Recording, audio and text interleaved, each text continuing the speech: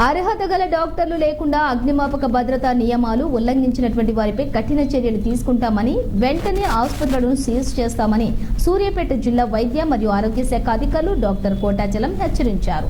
జిల్లా కేంద్రంలో ప్రైవేట్ ఆసుపత్రులపై ఆకస్మిక తనిఖీ చేసి నిబంధనలకు విరుద్ధంగా నడుపుతున్నటువంటి 4 ఆసుపత్రులను కొత్త బస్టాండ్ పక్కన ఉన్న శ్రీ చెస్ట్ హాస్పిటల్, నక్షత్ర హాస్పిటల్, శ్రీ సూర్య హాస్పిటల్, సాయి కీర్తన ప్రైవేట్ హాస్పిటళ్లను వెంటనే సీజ్ చేశారు.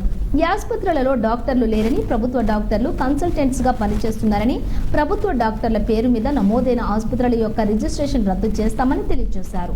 2 రోజుల్లోని జిల్లాలోని ప్రైవేట్ ఆసుపత్రుల్లోని అగ్నిమాపక భద్రతా సర్టిఫికేట్, బయోమెడికల్ పొల్యూషన్ కంట్రోల్ సర్టిఫికేట్లు సమర్పించాలని గతంలో కూడా పత్రిక, టీవీలలో విజ్ఞప్తి చేసినప్పటికీ స్పందన కొరబడిందని, ఆశించిన మేరకు ప్రైవేట్ ఆసుపత్రులు స్పందించలేదని, చట్టపరంగా చర్యలు ఉంటాయని కోటాచలం హెచ్చరించారు.